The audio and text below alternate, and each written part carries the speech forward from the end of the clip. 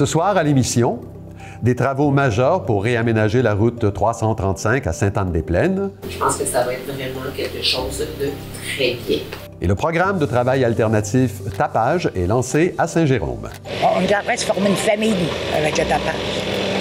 En entrevue, Karine Iseux-Tiperciel nous parle de l'importance de la prévention dans la lutte contre le cancer du sein. Plus tôt on trouve un cancer du sein dans un stade 0, 1 ou 2, moins évasif la trajectoire de soins est, puis plus rapidement possible vous retournez à votre vie le plus normal possible. Il sera également question de carboneutralité et de transition énergétique avec Frédéric Côté, directeur général de Nergica.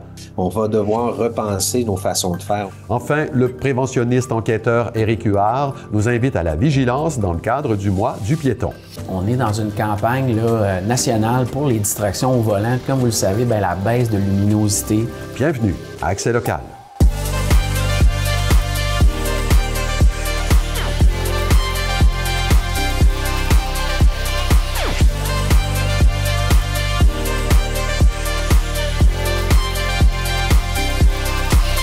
Mardi 8 octobre 2024, bon début de soirée. C'est Claude Desjardins en compagnie de Clara Maté-Jonet. Bonsoir Clara. Bonsoir Claude. Alors, il y a des travaux majeurs qui commencent à peine sur la route 335 à Sainte-Anne-des-Plaines.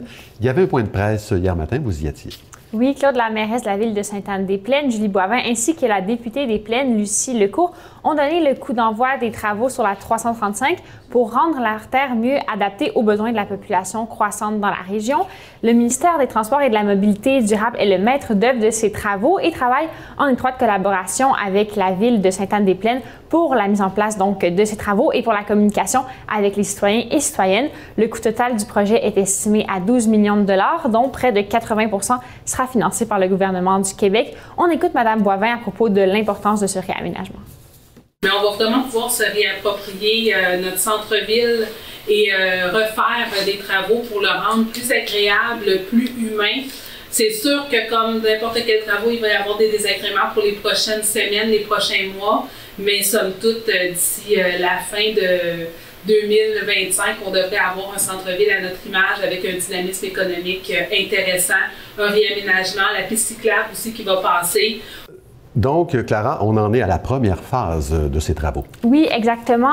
Les travaux de resurfaçage de la chaussée auront lieu sur la section de la 335 se situant entre la 6e avenue et la montée Laramée dans la direction du sud. Donc, la direction nord, la circulation reste possible. Ça débutait hier et ça prendra fin vers la mi-novembre. Qui dit première phase dit deuxième phase, peut-être même une troisième. Le ministère des Transports n'a pas encore fourni d'échéancier clair pour la suite, mais on sait que des travaux majeurs auront lieu surtout en 2025 avec l'ajout de feux de circulation, de pistes cyclables et un réaménagement de l'artère et des places de stationnement. La totalité des travaux devrait se terminer vers la fin de l'année 2026, mais on attend encore donc des annonces dans ce sens-là. On peut écouter Lucie Lecourt, députée des Plaines. Il va y avoir encore quelques mois de patience, mais lorsque tout va être terminé, je pense que le jeu en aura valu la chandelle. Je pense que ça va être vraiment quelque chose de très bien. Puis, justement, dans l'ère moderne, si on peut dire, justement, d'un beau noyau villageois qui va être encore plus à la portée des citoyens et des citoyennes. Clara, ça fait quand même un bon moment là, que ces travaux-là sont attendus à Sainte-Anne-des-Plaines. Oui, la première consultation publique pour le réaménagement de la 335 a eu lieu en 2015. Dans les années qui ont suivi, il y a eu des travaux pour enfouir les fils électriques le long de la chaussée, mais depuis, les démarches avaient pris du retard. Et quelles sont les mesures d'atténuation qui seront adoptées pour minimiser l'impact des travaux sur la population? Les poids lourds sont redirigés vers des voies de contournement, alors que les autres usagers de la route devront faire des détours par des petites rues résidentielles. La municipalité et le ministère des Transports appellent justement à la prudence et à la patience pour une cohabitation harmonieuse et sécuritaire dans les prochaines semaines et prochains mois sur les routes, et dans le but aussi de protéger les usagers de la route plus vulnérables ainsi que les travailleurs. La présence policière sera aussi accrue durant cette période pour faire respecter la signalisation et les limites de vitesse.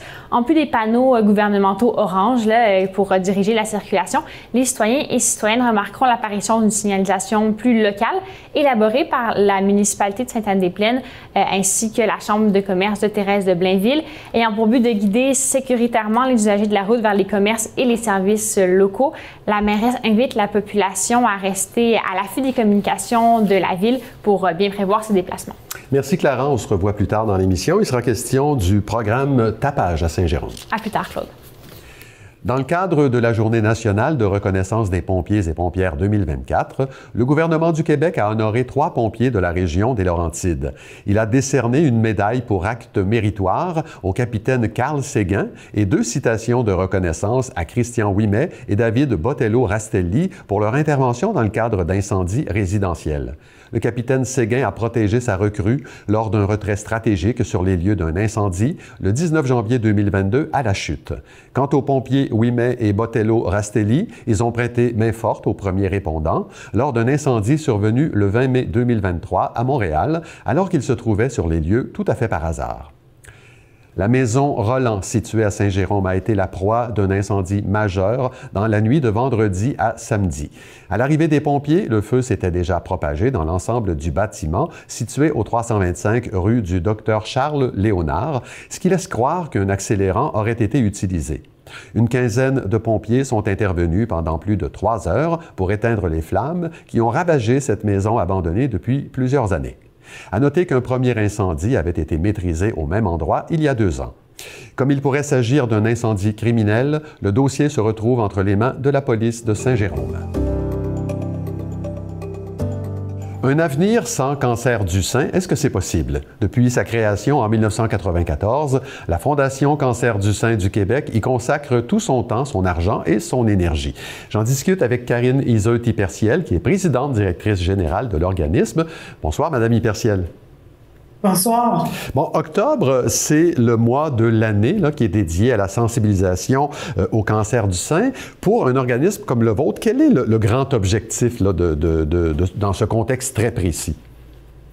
C'est certain que l'objectif premier, c'est de sensibiliser les gens aux signes et aux symptômes. Oui. Parce que malheureusement, le dépistage, c'est pas toujours rapide encore. Donc, nous, on souhaite que les femmes reconnaissent bien ces signes et ces symptômes-là pour qu'elles puissent agir rapidement pour pouvoir aller en dépistage. Mais c'est aussi cette année, on célèbre 30 ans, comme vous disiez. Ben oui. 30 ans d'impact au Québec. On risque d'être là encore pour les 30 prochaines années. Donc, c'était un peu de sensibiliser les gens au fait qu'on est là pour eux. Comment, vous êtes, la Fondation est là depuis 30 ans, comment est-ce que vous avez pu, qu'est-ce que vous avez pu observer là, quant à l'évolution de la maladie depuis 30 ans? Bien, écoutez, en 30 ans, il y a plusieurs choses. Le taux de mortalité a diminué de 40 ce qui est énorme. Oui. En 30 ans, on a financé exactement beaucoup de recherches. Les innovations technologiques ont aidé. Les trajectoires de soins se sont améliorées. Les chimios sont moins invasives, plus spécifiques. Donc, il y a eu énormément de progrès. Mais c'est sûr que le nerf de la guerre est encore au dépistage et c'est sûr que l'incidence de cancer du sein dans les dernières années a augmenté. Elle n'a pas diminué. Ouais. Donc, c'est maintenant une femme sur 8 qui va avoir un cancer du sein et c'est quand même une femme sur 36 qui va en décéder au Québec. Oui, donc, c'est encore beaucoup de monde. C'est un adversaire qui est encore très, très coriace, là, très dur. Vous insistez, puis là, comme le corps médical en même temps, vous insistez beaucoup sur l'importance de la prévention qui passe notamment par des examens réguliers, auto-examens ou examens dans les hôpitaux. Actuellement, les mammographies détectent 80% des cancers chez les femmes de 50 à 74 ans. Ça, j'imagine que pour vous, ça représente un obstacle. C'est un bon début, mais c'est pas assez. Mais il faudrait que ça soit 100%, j'imagine, dans vos souhaits. Mais c'est sûr que l'incidence de cancer est plus élevée. 80% des cancers du sein sont chez les femmes de 50 à 74 ans. Mais il y a quand même 20% des cancers du sein chez les 49 ans et moins. Et ces femmes-là, elles sont pas prises en charge par un programme de dépistage. Donc, tu sais, comme vous dites, pour nous, c'est qu'elles doivent reconnaître les signes et les symptômes. Parce que c'est pas juste des bosses, là. Je veux dire, ça peut être de la peau d'orange. Il y a toutes sortes de facteurs, là, un sein qui change de grandeur ou d'autres. Fait qu'il faut bien observer son corps. On est les mieux placés pour le reconnaître, mais de l'aisselle à la poitrine. Puis quand on voit un changement, il faut appeler un médecin. Là, je comprends que pas tout le monde a des médecins de famille. Évidemment, il y a des guichets uniques pour des prises de rendez-vous, mais c'est important d'aller en investigation pour justement savoir s'il y a un cancer ou pas. Parlant de ça, il y a une donnée, moi, qui me semble préoccupante. Dans les Laurentides, il y a 614 femmes là, par année en moyenne qui reçoivent un diagnostic de cancer du sein. Et selon les informations que j'ai, mais elles doivent parfois patienter jusqu'à 18 semaines avant d'être prises en charge. Quel rôle peut jouer la Fondation dans des cas comme ça? Bien, écoutez, nous, on a fait le constat de terrain. Il y a les tableaux de bord du ministère de la Santé. C'est 4 à 20 semaines dans votre région. Donc, c'est énorme. Et à travers le Québec, il y a des régions encore pires que la vôtre. Si je pense à l'Abitibi-Témiscamingue ou Gatineau qui peut aller jusqu'à 38 semaines. Malheureusement, il y a un manque d'effectifs terrain. Donc, il manque entre 500 et 600 techniciens en imagerie médicale au Québec. C'est comme tout le système de santé qui manque de ressources. Nous, ce qu'on dit, c'est si vous savez pas où aller, vous savez pas où vous prendre pour réussir à avoir une imagerie médicale, appelez-nous. On a une ligne d'aide à la navigation au système de santé par des pairs aidantes. Elles vont vous donner les numéros de téléphone, les ressources, où aller et insister. Il faut vraiment insister parce que ce qui s'est amélioré, c'est que plus tôt on trouve un cancer du sein dans un stade 0, 1 ou 2, moins invasif la trajectoire de soins est, puis plus rapidement possible, vous retournez à votre vie le plus normal possible. Encore faut-il être pris en charge à temps. Exactement. La Fondation soutient la recherche, ça, vous l'avez dit. Vous offrez aussi des services de soutien aux femmes qui sont touchées par la maladie. Qu'est-ce que vous leur proposez, par exemple? Alors, il y a plusieurs choses. L'aide financière est un des programmes. L'an dernier, c'est 600 000 $ qu'on a investi. Donc, une mère monoparentale ou une travailleuse autonome qui a un diagnostic de cancer du sein du jour au lendemain se retrouve sans revenu. L'assurance chômage dure 26 semaines. Un cancer du sein, ça peut être 1 an, 2 ans. Donc, nous, on fait des chèques directs à ces personnes-là pour les aider à faire les fins de mois parce que c'est 300 à 500 $ de plus par mois quand on est en traitement du cancer du sein. C'est pas évident pour tout le monde. On offre du yoga adapté en région, en ligne, travailleuse sociale.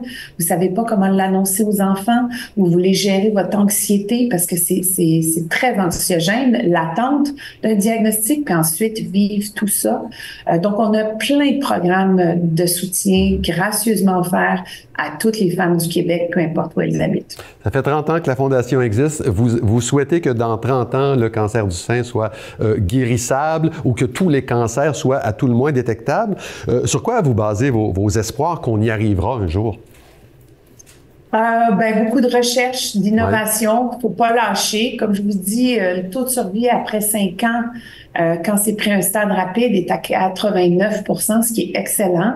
Je souhaite que d'ici 30 ans, tout ce qu'on ait à gérer, c'est plus la survivance et non pas le dépistage qui devrait être réglé, selon moi, après 30 ans d'existence. Écoutez, en terminant, j'invite les gens à visiter votre site web, à faire un don aussi à la Fondation et à découvrir surtout sur vos réseaux sociaux cette très belle campagne qui s'appelle 30 ans, 30 voix. C'est plein de témoignages extrêmement touchants qui nous en disent beaucoup sur tout le bien que vous faites. Karine Isotte-Hyperciel, merci beaucoup d'avoir été avec nous.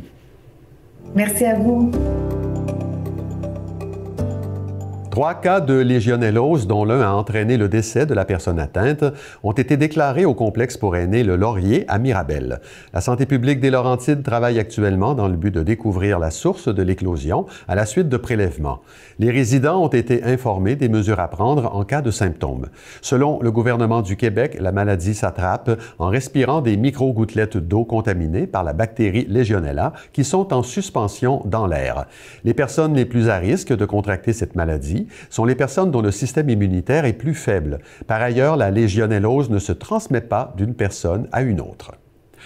La Cour supérieure du Québec a accordé une injonction provisoire forçant plusieurs résidents de Kanesatake à cesser le déversement illégal de sols contaminés sur les rives du lac des Deux-Montagnes.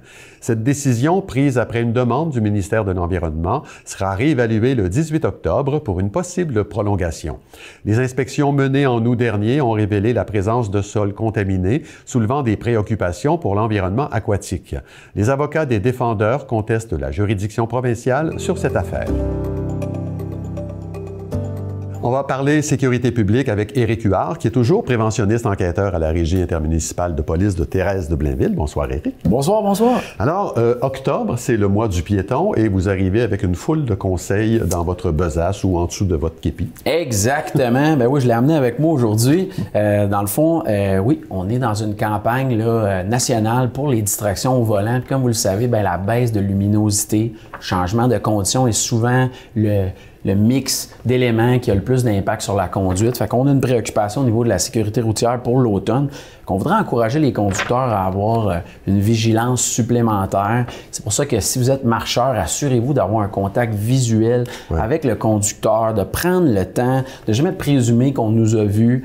Faut faire attention, c'est une préoccupation qu'on a et on demande aux conducteurs d'adapter leur conduite. Principalement, c'est la base de tout dans le partage de la route, c'est-à-dire de prendre une petite distance avec le véhicule de devant, d'être vigilant. Vous savez, là, si vous avez un adolescent à la maison là, qui commence à circuler avec son véhicule étudiant, si vous êtes un bon parent, prenez donc le temps aussi de nettoyer les phares. Les phares, là, on prend jamais le temps, mais ça peut faire une bonne différence. Nettoyer le pare-brise à l'intérieur aussi. Aussi, exactement. Fait que c'est des choses qu'on veut rappeler aux jeunes en ce mois d'octobre. D'accord. Octobre aussi, ça rime avec Halloween. C'est un autre moment où il faut être encore plus vigilant parce que ça concerne des enfants. Totalement. Et nous, on a une préoccupation chaque année. Vous savez, cette année, Halloween arrive un jeudi. Donc, c'est une journée de semaine. Donc, on demande aux jeunes d'être plus vigilants, de faire très attention. Là, on ne veut pas que les enfants là, gâchent cette journée-là par un incident. Donc, on apprend aux enfants à traverser la rue adéquatement, de faire attention. Le mot d'ordre là, pour les parents dans le choix de costume, c'est le mot visibilité. Essayez de trouver un costume. Là. L'an dernier, c'était Barbie qui était très à la mode, mais c'est des couleurs fluo, on aime beaucoup ça, mais c'est d'être très attentif à ça et de faire attention de revoir les règles de sécurité. Mais vous savez, là, à chaque année, les accidents dans la période Halloween augmentent, surtout au niveau des piétons. Faisons en sorte que les enfants n'aient pas peur de traverser la rue, mais que ce soit les maisons hantées, les costumes qui restent ce qui fait peur à chaque année. Puis qu'est-ce que ça change, le fait que ça soit un jour de semaine? C'est tout simplement parce qu'il y a plus de circulation? Exactement. Oui. On sait que la traversée là, pour aller chercher des friandises débute souvent aux environs de 16 h jusqu'à 19 h, même 20 h. Bon, ben, l'éclairage va avoir un impact. Si on est une journée de fin de semaine, ben, on n'a pas le trafic habituel et l'achalandage sur les routes. Donc, c'est pour ça qu'on en parle davantage. Les conducteurs sont toujours un peu plus pressés. Et voilà. Après octobre, c'est novembre, c'est le moment de l'année où on change l'heure. Vous avez quelque chose à nous dire par rapport au détecteur de fumée? J'avais une anecdote par rapport à ça. Là. Comme vous le savez, du 2 au 3 novembre à 2 h du matin dans la nuit, on va reculer l'heure. C'est souvent là qu'on recommande aux gens de changer leur pile de détecteur de fumée. Et il y a souvent des gens qui font la même erreur. Je suis allé récemment avec le service incendie jouer avec les détecteurs de fumée, examiner ça, et on réalisait que c'est pas parce que le détecteur sonne qui est fonctionnel. Examiner les dates d'expiration, là, on parle souvent de 10 ans pour un détecteur de fumée traditionnel, 5 à 7 ans pour celui au monoxyde de carbone. Prenez le temps de faire ça. C'est souvent ça qui est la cause numéro 1 des décès en cas d'incendie. Détecteur de fumée qui ne fonctionne pas. On en recommande un par étage. Prenez le temps de faire cette démarche-là, ça pourrait faire une différence dans votre sécurité. Donc, il y a une date de péremption sur les démons. Vous me l'apprenez. Très important. Puis c'est surtout de dire que c'est pas parce qu'il sonne qu'il fonctionne. Voilà. Je vous ramène au début de votre chronique. Les chiffres vous donnent absolument raison. J'en ai butiné quelques-uns. Octobre et novembre, de 2019 à 2023, en moyenne, 525 piétons, piétonnes, victimes de dommages, 16 décès en moyenne par année. Alors voilà, invitation à la prudence pour tout le monde. Éric Huard, merci beaucoup. Merci à vous. Atteindre la carboneutralité d'ici 2050, c'est le grand objectif qui est défini par le projet de loi 69 du gouvernement du Québec. Ça passe évidemment par la transition énergétique. C'est plus facile à dire qu'à faire, semble-t-il, raison pour laquelle la Fédération québécoise des municipalités vient de s'entendre avec Nergica, un centre de recherche appliquée en matière d'énergie renouvelable. Frédéric Côté en est le directeur général. C'est un plaisir de l'accueillir. Monsieur Côté, bonsoir. Bonsoir. Bon, évidemment, vous auriez pu négocier individuellement avec chaque ville. Parlez-moi de l'importance de ce partenariat avec la FQM. Oui, bien évidemment, l'idée de ce partenariat, il est double. Premièrement, il est effectivement de pouvoir permettre à l'ensemble des membres de la FQM d'accéder aux services de Nergica de façon plus efficace, plus facile. Donc, au lieu que tout le monde se court après, disons, là, ben là, on a seulement un canal d'entrée pour les membres de la FQM. Fait que ça simplifie le travail pour tout le monde. Et le deuxième élément, ben, c'est de donner accès à des experts. Vous savez, Energica, en fait, vous l'avez mentionné tantôt, on est un centre de recherche appliquée, on est un centre collégial de transfert de technologie. Ouais. Donc, on est basé à Gaspé, mais avec un mandat national. Alors, nos experts couvre l'ensemble du Québec. Puis on est vraiment, le but en fait de ce partenariat, c'est d'outiller les acteurs du monde municipal qui décident de s'embarquer ou qui ont à traiter des dossiers dans le fond, de projets de production d'énergie renouvelable. On parle beaucoup de ces temps-ci d'éolien, de solaire, de micro-réseaux, de stockage. Mais ce sont autant de technologies que nos experts connaissent bien et qui sont, dans le fond, mis à la disposition des gens du monde municipal pour pouvoir, dans le fond, leur permettre de mieux comprendre les dossiers puis prendre des meilleures décisions pour leur milieu. Vous dites justement que les municipalités jouent un rôle déterminant là, dans la transition énergétique. Quel est-il ce rôle exactement? Ben, en fait, les projets d'énergie renouvelable se passent dans des milieux de vie. Hein? Donc, c'est un peu aussi un des éléments de nouveauté qu'on observe de plus en plus. Vous savez, historiquement, au Québec, on est habitué à ce que l'électricité, elle apparaisse un peu par magie. Hein? On ne sait pas où c'est produit parce que c'est produit dans des barrages qui sont très loin des milieux habités. Puis, dans le fond, de ce qu'on voit, c'est que de plus en plus, les technologies, ce sont des technologies qui sont davantage ce qu'on appelle distribuées sur le territoire, donc qui sont un peu partout, donc plus près des citoyens. Puis dans ce contexte-là, ben le monde municipal est interpellé parce que, un, il faut encadrer le déploiement de ces technologies-là sur le territoire, et deux aussi, ben ce sont des projets qui permettent à des milieux de se développer, d'avoir même des participations. Je vous dirais, depuis une dizaine d'années maintenant, tous les projets éoliens qui se sont construits au Québec ont été faits dans un modèle de copropriété entre le monde municipal et des développeurs dont c'est le métier. Donc, dans ce contexte-là, bien équipé, bien outillé, dans le fond, bien informé des décideurs, ben ça permet au monde municipal d'être plus prêt à travailler ce genre de dossier-là parce qu'on le sait, Hydro-Québec a publié son plan 2035 et le cœur de cette stratégie, en fait, un élément très important, c'est le développement de 10 000 mégawatts minimum de plus en termes de puissance installée en énergie éolienne. Donc, il va y avoir beaucoup plus de projets qui vont se construire dans les prochaines années. Et ça va interpeller le monde municipal, c'est sûr, qui a un rôle très important à jouer. Dans une région comme les Laurentides, là, ce que vous savez, et même les bases Laurentides, là, plus particulièrement, c'est la région dans laquelle on diffuse, la transition, elle passe davantage par l'énergie solaire ou l'énergie éolienne? Ben, je vous dirais, dans le fond, la transition énergétique, le défi, il est tellement grand qu'on a besoin d'un bouquet de solutions. Donc, il y a de la place pour du solaire, il y a de la place pour l'éolien, il y a aussi une réflexion à faire sur l'efficacité énergétique.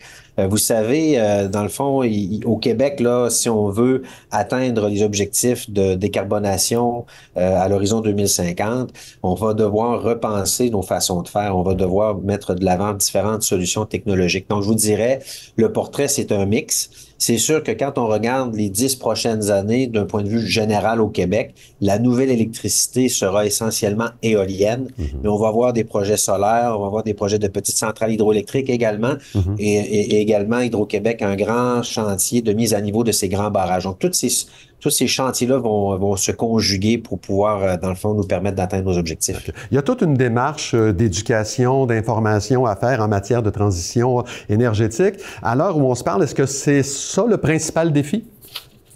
Ben, c'est un défi important parce qu'évidemment, l'idée, c'est de faire des projets, dans le fond, d'accomplir une transition énergétique avec une acceptabilité sociale. Donc, c'est vraiment la clé de la démarche. C'est un chantier générationnel. Hein. Vous savez, ce qu'on s'apprête à faire là dans les prochaines 10-20 ans, dans le futur, ils vont regarder ça dans les livres d'histoire, ils vont dire, oh, ça, c'est un point tournant, dans le fond, dans la façon dont au Québec, on a conçu notre énergie, notre système énergétique. Et dans ce contexte-là, c'est un chantier qui est important, puis dans laquelle il y a une certaine urgence. Hein. On sait, l'urgence climatique nous bouscule. Dans ce contexte-là, si on veut faire des projets puis avoir une bonne acceptabilité sociale, c'est nécessaire de rendre l'information disponible. Puis c'est le rôle d'un centre de recherche comme le nôtre. Vous savez, notre mission, on vend pas des éoliennes, on vend pas des projets. Donc, nous, on est vraiment des professionnels qui sont, oui, dans l'industrie. On est favorable au développement des énergies renouvelables. C'est notre mission dans la vie. Par contre, il faut le faire avec transparence et donner l'heure juste pour que les acteurs locaux puissent prendre les meilleures décisions possibles. D'accord. Ben, en 3 secondes d'écart, là, parce qu'on a terminé, est-ce que vous avez déjà commencé à travailler avec des municipalités des Basses-Laurentides? En fait, pas encore spécifiquement au niveau des Basses-Laurentides, mais c'est clair que, parce que vous savez, le partenariat a été annoncé il y a à peine 2 semaines, donc c'est en train de se mettre en branle. Le téléphone a commencé à sonner, puis on a très hâte de se mettre à l'ouvrage avec les acteurs du milieu. Excellent, on va suivre ça. Merci beaucoup, Frédéric Côté. Je vous en prie. On est de retour avec Clara Maté-Jonet. Tapage, ça, c'est ce programme de travail alternatif qui est sur une bonne lancée à Saint-Jérôme. Vous êtes allé voir sur le terrain comment ça se passe. Oui, Claude, c'est l'organisme Cap l'emploi de Saint-Jérôme qui a implanté le programme Tapage dans la région, un concept qui existe déjà au Québec depuis le début des années 2000 et qui vise une amélioration globale de la santé et des conditions de vie des personnes vulnérabilisées. Le programme existe donc au Cap emploi depuis plus d'1 an, mais a pris de l'ampleur plus tôt cette année lors de la signature d'un partenariat avec la ville de Saint-Jérôme. Alors, pour en apprendre davantage sur le programme Tapage et sur son impact dans la communauté jéromienne, je vous propose de regarder mon reportage de ce soir. Tapage, c'est travail alternatif payé à la journée. Donc, c'est des plateaux de travail qui sont faciles d'accès. C'est ça l'idée. Donc, c'est facile pour les personnes, il n'y a pas l'entrevue et tout ça, pas besoin de faire un CV. Et ensuite, les plateaux, ils sont à la pièce, donc les gens font des 3 heures. Donc, les gens peuvent se tester, ils ne sont pas encore sûrs, est-ce qu'ils sont rendus à essayer un travail ou pas. Parce que nous, c'est toujours très à court terme. Donc, les gens nous contactent 2 fois par semaine, puis on leur dit en début de semaine, t'as le choix, j'ai ça demain matin ou j'ai ça demain après-midi, qu'est-ce qui te tente?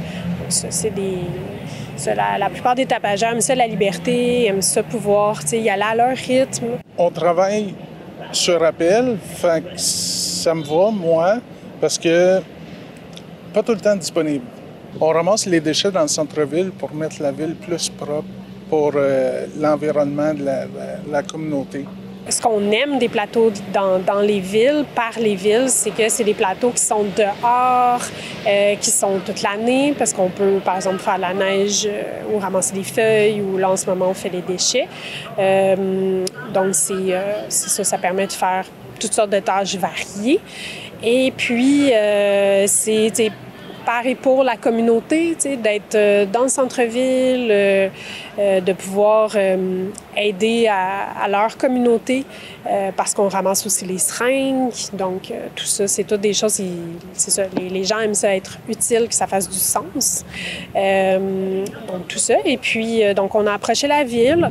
Puis, finalement, ils nous ont offert vraiment 5 plateaux par semaine pendant toute une année. Au mois d'avril prochain, on va s'asseoir puis voir, faire un bilan de l'année pour voir pour la suite. Mais là, au moins, on a on peut prévoir. Donc là, moi, je le sais, j'ai toujours au moins 5 plateaux. Ils nous ont offert aussi beaucoup de liberté. Donc, ils nous disent, le centre-ville, c'est notre carré de sable. On se promène.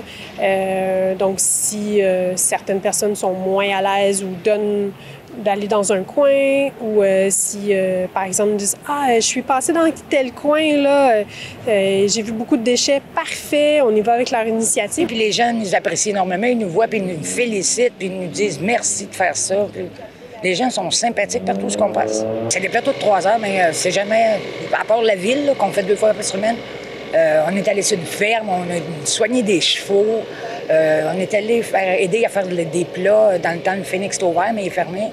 On est allé dans une friperie, trier du linge, aider les dames à étiqueter. L'accompagnement qu'on fait à Cap emploi, c'est d'amener la personne à justement faire des fois différents changements dans leur vie ou aller trouver des ressources ou tout ça pour se rendre jusqu'au moment de enfin chercher un emploi. Mais pour ça, il faut avoir quand même un peu de stabilité. Donc, s'il y a plein de choses qui bougent dans la vie des gens, de dire, ben c'est pas encore tout à fait le bon moment pour trouver un emploi. Mais là, on vire la patente à l'envers. Donc, on offre l'opportunité d'avoir des petits moments de travailler. À travers notre emploi, on veut se réaliser, rencontrer des gens. Il y a beaucoup de positifs. Il y a de la recherche qui se fait sur le programme Tapage. C'est ça qui est mis de l'avant, qui se sont rendus compte que ça change un peu la vision du travail, que c'est travailler, c'est aussi des moments de plaisir, des moments où est-ce qu'on fait des nouvelles rencontres, qu'on va découvrir que « Ah, ben j'aime ça, travailler en équipe » ou « Ah, ben je suis plus une personne qui aime ça, faire mes choses tout seul ».